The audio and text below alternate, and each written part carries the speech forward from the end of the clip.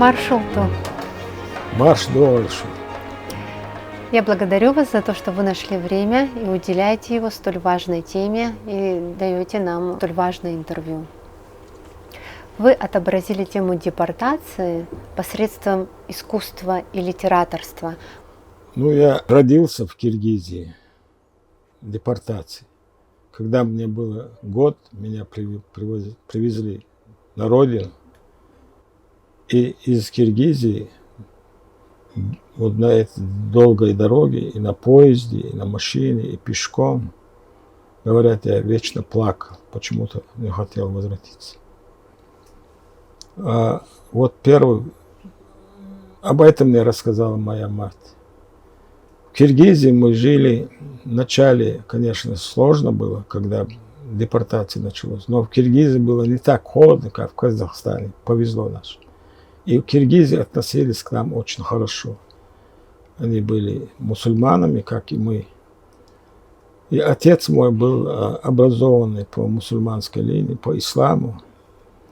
Он еще был ветеринар, он еще лечил детей. И по-исламски он лечил, и вот, таким разносторонним был. И очень много помогал нашим трудную минуту выселения. Тогда очень сложно было. Голод, холод. Многие истории рассказывали. Конечно, были люди, которые являлись светочью нации, которые вели за собой, которые поддерживали вечно вот это веру, что мы возвратимся. У них была очень сильная вера, что мы возвратимся. И они говорили, когда их увозили, нас увозят не туда, где нет Бога. Бог везде. Нас возвратят, нас возвратят. И все эти 13 лет, которые мы там были, наши люди ждали, что придут поезда за ними. Когда они слышали гул поезда, выбегали многие на станцию, где останавливались поезда, и думали, приехали, чтобы их забрать. Хотя никаких оснований, ни юридических, ни политических не было, чтобы их возвратить. Но вот эта вера их заставила, вот приехали за нами. Вот все эти 13 лет люди бегали туда. И однажды это случилось. Аллах услышал их мольбы, молитвы. Вот тогда были написаны назмы, такие религиозные песни нашего народа, где говорится о выселении, где говорится, стараются раскрыть философские причины нашего выселения. И каждый раз они говорили, что люди пали в нравственности, доносили друг на друга. Вот все это как наказание Аллаха. И они в этой же песне говорили, что нас возвратят, когда мы возвратимся к религии ислама, как надо. И это случилось. И нас 13 лет спустя разрешили возвратиться, и меня тоже привезли, когда мне был год. Но с Киргизией у меня связаны вот такие воспоминания. То, что мне рассказывал отец и мать, я помню только это. Потом я познакомился с великим киргизским писателем, с творчеством его, Айтматовым. Это тоже меня очень радовало. А тема выселения во мне жила, потому что во мне жили все эти страдания моих родителей, все их переживания, они в крови, в генетике, они никуда не уходят. И под влиянием вот рассказов отцов, матери, я написал первый свой роман «На заре, когда звезды гаснут». Там, в это время, когда я этот роман писал, начало 80-х годов, об этом писать было запрещено. Но я не называл географические названия, Казахстан, Киргизия, но по тексту было понятно, что, о чем я пишу. Но это вышло где-то в 1986 году, тогда уже у нас перестройка начиналась. И вот в этом романе, как воспоминание главного героя, как у меня проходит это выселение. Потом я написал пьесу «Берзло», это волки по-чеченски «Берзло». Это о тех людях, которые при выселении остались дома и их преследовал НКВД, они как могли защищались, они постепенно превращались в волков. Вот это как фантасмагорическое превращение. И там происходит между этими оставшими героями. Один служил НКВД, один был простым, один был воином, который, казалось, на войне был. И вот между ними происходит конфликт, выяснение отношений, поиск причин гибели вот, нации, в смысле, потери нашей Родины вот между ними. И из них остается только 2 человека, там мужчина, 1 женщина. И их вот эти НКВДшники гонят, как волков, и зовут их в зоопарк. Вам будет предоставлена там еда, будет это, сдавайтесь. Но они не сдаются. Они застают приезд нашего народа. Вот они бегут на этот, за поездом, когда приезжают, возвращаются. И те, которые сидят, возвращенцы, видите, их как волков, не как людей. И вот они вот от этого испытания постепенно превратились в волков. Даже хотели в него выстрелить приезжие. Но приезжают совсем другие люди. Они выходят, они разные. Там же очень большое влияние оказало на нас. Вот эта поездка, вот и 13 лет, но многие изменились. И какие-то традиции потеряли. Но не все, конечно. Мы же из-за своих традиций сохранились. Но изменились, внешне изменились, одежда изменилась, какие-то отношения изменились.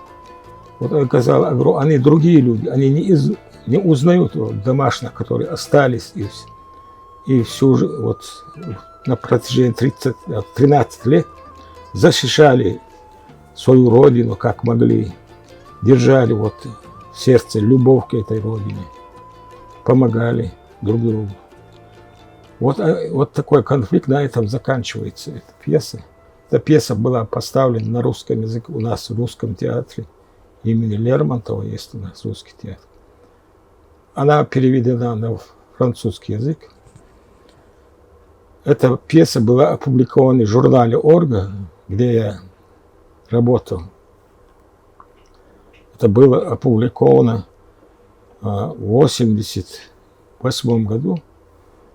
А в войну этот журнал, журналистка из Франции Милен, она взяла, повезла во Францию, на чеченском языке журнал. Там жили чеченцы, которые там переселились за войну.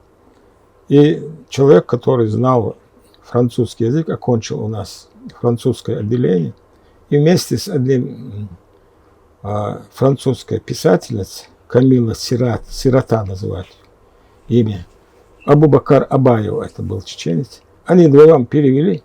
Я был в Ингушетии, в бегах со своей семьей. Мне звонит из Парижа: приезжай, твою пьесу мы перевели на французский, минуя русский язык, с чеченского перевели. Мы хотим его издавать отдельной книгой. Я поехал, они мне оплатили поездку, все это гуманитарная организация. Мне дали нормально по тем временам гонорар.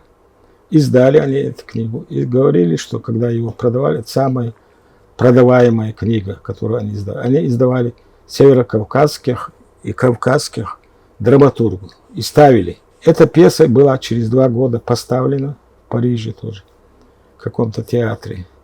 Театр восточноевропейской пьесы называется. Режиссером Домиником Дальмо. Вот эта тема, насколько на меня повлияла, вот эта пьеса. Была у меня еще одна маленькая пьеса «Разговор с матерью о выселении». Вот у меня в романе об этом идет, проходит эта тема.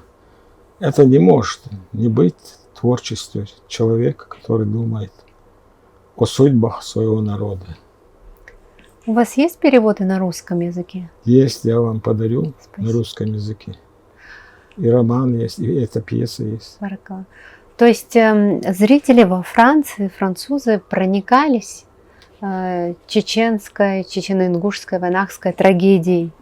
Они ощущали это, они понимали или они понимали совсем другую интерпретацию, но все равно им нравилось? Не, по-моему, они сейчас век интернета знают о нашем выселении. Они очень проникновенно слушали, когда я ездил, там они, обсуждение этой пьесы шло, читали они на французском. Я присутствовал, как они реагировали, видел. Ну, для них это было интересно. А как к вам приходили эти образы и развитие истории? То есть вы сразу из воспоминаний, ощущений, которые пережили, складывали одну единую историю? Или были какие-то затруднения, вы думали, а как сейчас продолжить дальше развитие событий в романе? Ну, в романе, когда ты начинаешь писать, у тебя заранее бывает план, как это все написать в романе. Поэтому, когда я писал о героях своих, они были, по моим представлениям, вот ровесники моего отца, вот, которые пережили это выселение. Я, конечно, использовал рассказы моего отца, его судьбу. Они проходили, а потом, конечно, приходилось домысливать, художественный вымысел. Не все же, это же не историческая вещь. Да. И не документальная, это же художественная вещь. Поэтому приходилось домысливать, какие-то образы вводить от себя, связывать его с современной жизнью. Это в романе «На заре, когда звезды гаснут». А когда я писал о выселении, вот, пьесу эту, «Волки», я тоже брал из факта, из нашей жизни. Вот у нас был один знаменитый обрек, Хасуха его звали. Он самое долгое время прожил как обрек. Он 40 лет был обречистый. С начала выселения и до 73 года или 74 года он был противником этой власти. И он в 74-м убили наконец-то. Вот его судьбу, судьбу других, которые оставались здесь, их рассказы. Об этом, вот воспоминания одного человека, который был мальчиком, и который остался живым, когда в Хайбахе сжигали около 400 человек, загнали их в конюшню и подожгли.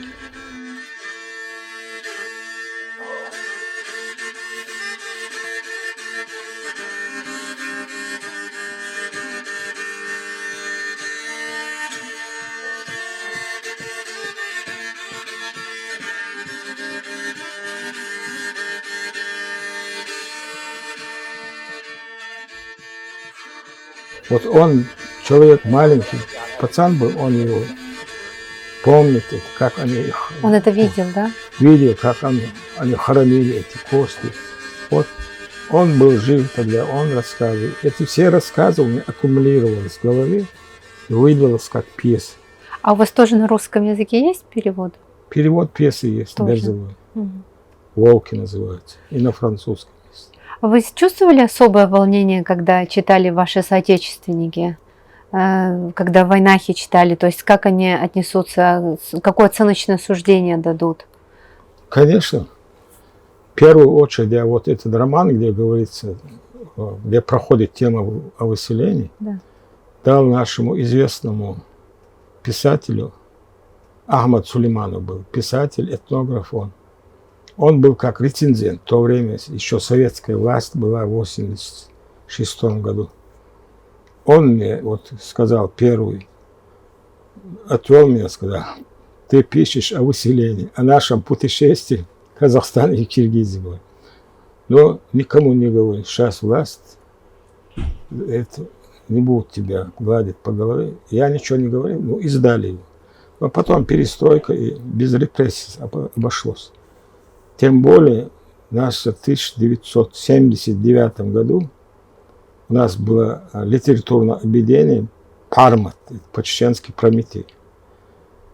Это молодежный клуб писателей чеченских. И мы собирались в общежитии университета, просто читали на чеченском языке рассказы, пьесы стихи. Вот это сочли как угрозу советской власти. И самая высокая власть, обком партии, первый секретарь Власов Александр Владимирович, на пленуме обкома партии назвал нас националистическим сборищем. И это был удар, что нам все дороги прикрыты, потому что мы националистический сборище. Хотя они могли на уровне комитета комсомола, университета нас разогнать. А он этот вопрос поднял на такой уровень, на пленум обком партии. И все, а что вы сделали? Не знаю. Если Власов сказал, значит, вы что-то делали антисоветское. И как будто в то время меня прочили преподавательскую должность в университет, сказали, чтобы я не перевелся в МГУ, чтобы остался в нашем университете, чтобы стать преподавателем чеченской литературы. После вот этого выступления даже тот человек, который хотел, чтобы я остался в университете, он даже не подошел, не посмел объяснить. И я уехал в село. Вы тогда испытывали чувство сомнения, а нужно ли мне было издаваться, нужно ли было мне идти этим путем, или непоколебимы были? Я поступил правильно, и я ожидал, даже если я готов, вы тут просто упомянули, что нас уже тогда не репрессировали, вы сказали, то есть Советский Союз развалился, но вы ожидали, что могут быть любые самые темные последствия. Из-за моих произведений, я когда писал, у меня никаких сомнений не было. Я думал, что это, не думал, что это героизм или какой-то поступок. Я думал, как у меня на сердце ложило, я так и писал. Я писал даже о репрессиях 30-го года, Денисов, и пьеса была. Этот рассказ мой опубликовал в районной газете. Тогда были люди, которые были мужественны. Этот рассказ «Ночь в пустом доме», тоже о репрессиях от 30-х годов. Она не главная тема, но она проходит там. Все это почитали райком партии. Там провели бюро райком партии, на котором этого редактора наказали как выговор. А этот редактор мне даже ничего не сказал, что из-за тебя я пострадал. И продолжал меня публиковать. Его звали Алию Уайс. Да, я что, пусть Аллах простит ему все грехи. Вот тогда никаких сомнений, как на душе ложится, так и пьесу я писал, это писал. Но последствия бывали, где-то там вызывали, кому-то что-то говорили. Вот последствия были, конечно. Но я одно скажу. Надо уповать всегда на Всевышнего. Тогда, когда меня назвали националистом, я еще руководителем был этого литературного объединения. Мне вот не дали работать в Грозном, отправили в село. Я думал, что все дороги перекрыты. Но то, что тебе суждено, Аллах тебе дает. Потом приехал в Шато, это район наш, откуда я родом, горный район Шато. Приехал из ЦК комсомола какой-то клерк. Его звали Старченко Николай. Он тоже пишущий человек, он познакомился со мной в редакции. Я тогда в редакции работал в районе. Он пригласил меня на совещание в Пицунду, кстати. Тогда это был дом творчества писателей Пицунды. И там я повел свои подстрочники. Им это понравилось. Они меня пригласили на всесоюзное совещание, где 500 делегатов было со всего Советского Союза. И первый секретарь, председатель правления СССР был Марков Георгий. Вот в своем докладе по итогам этого совещания молодых писателей он называл 20 фамилий, в том числе и мою фамилию. И меня рекомендовали в Союз писателей СССР, издали книгу, она вышла в 1991 году. Современник был тогда этот издательство. Я говорю, то, что предписано, даже эта пьеса никак не могла, только через русский язык бывали переводы на другие языки. Но взяла эта журналистка и перевели они сразу с чеченского на французский. Хотя я это не ожидал. Я этим говорю молодым писателям. Вы думаете, если вы пишете на чеченском, вы будете неизвестны в мире. Если вы хорошо напишете, вас найдут и переведут. И я пример им привожу, как мою пьесу перевели и издали там, в Париже. Скажите, пожалуйста, вкладывали ли вы луч надежды в свои романы? То есть читатель, он уходил с ощущением полного трагизма или, несмотря на весь трагизм, у него был лучик надежды? Вы хорошо сказали, Эсма. Без лучика надежды творчество – это не творчество. Конечно, через сюжет, где человек испытывает страдания, беду, там, мрак, он должен выйти на свет, к солнцу. Все мои произведения, может, и трагически, они гибнут за правду, но они имеют вот луч надежды, что правда победит. И в 1982 году, когда у меня была там дома личная трагедия, одновременно ушли из жизни мой брат младший и мой отец. По тем временам это было большое, во всей республике об этом говорили. И тогда возникла у меня мысль, а нужна ли, а возможно ли, а благоугодное ли дело творчеству, а зачем это? Я подумал, решил, если я проповедую те ценности, которые угодны Богу, сострадание, доброту, тогда это как служение Аллаху. Я так подумал. И я на это надеюсь. Я написал, вот скажем, будучи писателем, книгу о чеченской традиционной культуре и этике. Это наши любимые темы. Да? Да. И вот эту книгу я начинал со слов «Бисмиллахи рахмани рахим» и заканчивал «Альхамдулиллах».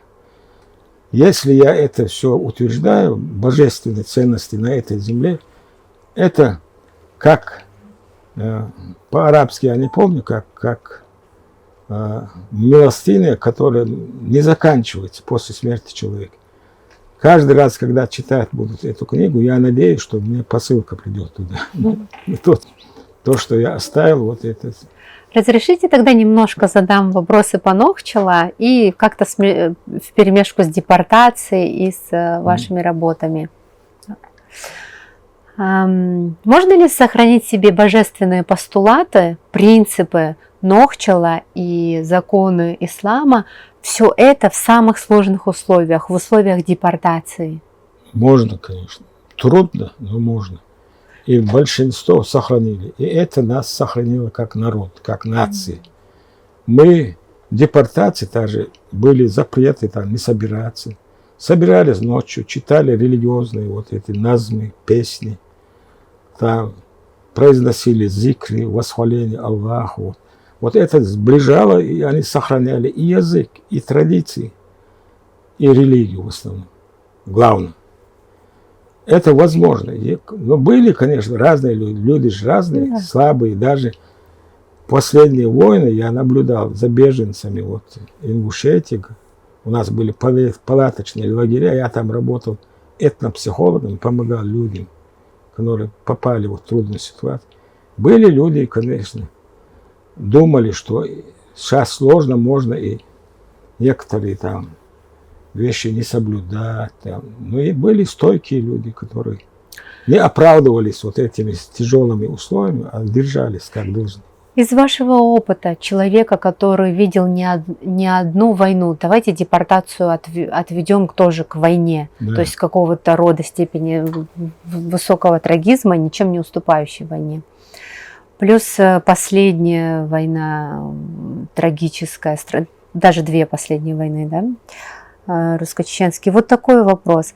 Из вашего опыта наблюдений, люди, которые сохраняли в себе вот эти постулаты божественные, ислама, Нохчала, и люди, которые отходили от них, в мирное время, когда уже все закончилось, и которые остались живы, в чем разница вот в сегодняшних людях, которые сохранили в себе это, и которые не сумели сохранить? Ну, сейчас все выглядят одинаково. я уже не фиксировал, вот он сохранил, а это не сохранил. Я в гуще этих беженцев был, и ко мне приходили как психологи, люди, которые пострадали, у которых там, скажем, родственники пострадали. Вот некоторые из них говорят, когда я прихожу к тебе, я освобождаюсь от этого груза, мне становится спокойнее. Это моя цель была такая. Но я считаю, психологией заниматься с людьми может только человек верующий. Если он не верующий, он или этого клиента своего заведет куда-то в глушь, или сам с ума сойдет. Только вера Аллаха в душе, тогда можно работать психологом. И не всем, конечно, можно. Вот я работал и наблюдал за другой. Были люди, которые читали Ницше, там, этого, другого. Ой, знаменитый психолог, кто у них? Из этих зарубежных. Вот по их методикам что-то делал. А я говорю, нельзя так, только исходя из ислама. Я собирал молодежь, они приглашали своих ровесников, мы садились, вот, исполняли назмы, которые, у кого голос был, у кого музыкальный слух был, вот эти религиозные песни, это тоже действовало на этих людей, их поддерживало это. И знаете, в это время была не только война, которая каждый день убивала нас, как людей, как индивидуумов, но была атака со всего мира нравственно и идеологически переориентировать чеченцев. И хаббардисты были, последователи Рона Хаббарда. И это армия спасения, вот эти христианской, баптистской, что ли. Это еще эти кришнаиты всякие, ламаисты всякие. Все рынулись на час, и каждый хотел их обработать. Но почти нулевой был эффект. А зачем? То есть я так удивилась, однажды мне попались кадры с кришнаидами, и они были в Чечне, и они там что-то принесли с собой, и я говорю одному знакомому, он как недавно, скажем так, обратился в веру кришнаидов, я говорю, посмотри, люди, твоей религии здесь, в Чечне были во время, я это удивилась, войны, они помогали. Он сказал мне, они не то что помогают, они религию распространяют. И я еще раз сердилась на него, думаю, как он, как это, цинично, что ли. Но они были единицы, которые так попадались. Так это правда религию распространяли? Конечно, армию спасения они распространяли на чеченский перевод, назывался Хазака, благая весть, Евангелие. А это делают фанатики или в смысле люди с какими-то другими целями? Нет, организации целые этим занимаются. У них цель такая, превратить нас в христиан. У них кришнаиты, у этого хаббардисты. Они какие-то материальные выгоды предлагали. Вот которые распространяли эту благую весть, там они давали всякие каши, соки давали, и плюс книжку. Я с одной из них встретился и сказал, пожалуйста, убирайтесь отсюда. Мы на истине. Ищите себе язычников, там, других, там, если хотите. Потом она меня показала одного этого бывшего наркомана, он говорит, бывший наркоман из одного кабардинца он был. Вот видишь, говорит, он, к нему явилась Дева Мария. Я говорю, когда тебя явилась Дева Мария, ты вот наркотики были, ты употребил? Да, говорит, вот тебя не Мария явилась, у тебя галлюцинации. Иди дальше отсюда. Вот как пример она показывала, вот чтобы многие перешли.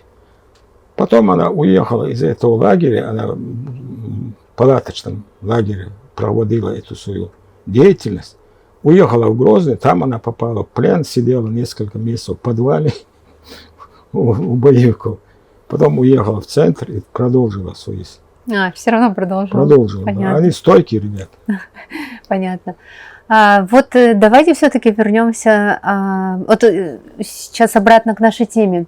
Пережив депортацию, 2 войны, мир в глобализации, когда вот так все меняется, что вы можете сказать сегодня современному обществу, молодежи, которая живет в более-менее спокойных условиях? Да, вокруг, конечно, очень много войн, но мы возьмем сейчас, к примеру, Кавказ, где сейчас нету горячей точки, да? Скажем так. Да. Что вы можете сказать, что вы можете посоветовать, подсказать, исходя из своего опыта, как себя не потерять, как правильно себя вести? Ведь мирное время тоже опасное время по-своему. Конечно. Богатством тоже Всевышний испытывает, и богатством тоже, скажем Да. так. Ну я что скажу? В советское время очень вера была загнана в подполье. Верующих было мало, искренне верующих. Но потом открылись все двери, потом ринулись там разные эти течения сюда. Ну, я скажу, после вот этой второй войны у нас люди, которые встали на истину, действительно поддерживают ислам, очень много, особенно среди молодежи. Каждую пятницу заполняются наши сотни мечетей, прекрасные мечети заполняются. И не в пятницу тоже бывает там, но в пятницу там на улице даже стоят такие столько мечетей. Это показывает рост нравственности. А все проповеди читаются на чеченском языке. Это тоже сохранение чеченского языка. Я что скажу? Я скажу, что сейчас самое опасное время, потому что влияние идет отовсюду. Через интернет, через телевидение. И все это влияние направлено против традиционной культуры нашей, против ислама. И нам, нашей молодежи, труднее всего. Я говорю, если вы не будете бороться, вы язык потеряете и веру потеряете. Почему потеряете? Наши любят говорить, что наш язык тысячелетия сохранился, не исчезнет. Я говорю, таких уникальных ситуаций, как сейчас, не было раньше. Мы жили обособленно. К нам путешественник там 10 лет один раз появлял и писал, вот чеченцы, хорошие ребята, и мы сейчас это читаем, и нас это радует. А сейчас весь мир у тебя в телефоне, и весь мир против тебя. Поэтому надо осознанно противостоять этому сатанинскому миру. Если не будем, мы исчезнем. Вот что я говорю нашей молодежи. Надо и язык сохранить, и религию, конечно, обязательно. Тогда мы сохранимся как нация. А мы, если не будем это сознательно делать, сознательно работать в этом направлении, мы исчезнем. Как исчезли множество народов, как исчезли много языков. Чтобы не исчезнуть, надо бороться. У одного поэта есть лишь тот достоин жизни и свободы, кто каждый день идет за них на бой. По-моему, Байрон или кто-то сказал. Вот такая ситуация у всех народов, малых народов, проживающих на Северном Кавказе и на Закавказье. И каждый осознанно, если будет работать, это, например, мы сохранимся, и мы исчезнем. Я благодарю вас. Да, если такой вопрос, коротко. Как отражена депортация, тема депортации в чеченской литературе? Ну, я скажу, вот таких больших романов, к сожалению, у нас есть повесть Абузара Айдамирова, который исторические романы писал. «Один день» называется. Был у нас и писатель Яшуркая, в последнее время он жил в Бельгии, лет 5-6 назад он умер. У него много хороших рассказов, они и на русском языке есть переводы о выселении. Он сам выселение видел, он 42-го года был. Тот, кто видел, оно много писали. О возвращении тоже у нас написано несколько романов наших писателей. Но как хотелось бы, конечно, вот таких ярких произведений, как последний из ушедших Баграта Чинкубы, я сегодня, к сожалению, не могу назвать. Но, может, они и есть на чеченском какие-то, но нету их переводов. У нас не успели опомниться от выселений, пошли войны. Да. Так что у нас материала столько, мы не захлебываемся, писать не успеваем. Пусть подобные трагические истории закончатся, иншалла, и настанет светлое время для светлых рассказов. Мы живем с этой надеждой. Хорошо, что вы приехали из солнечной Абхазии, принесли нам солнце, радость, общение. Приезжайте почаще. Благодарим за теплый прием. Кавказ наш общий дом. Ждем вас дома. Хочу быть У нас вас. дома. Да. Того. Спасибо вам большое.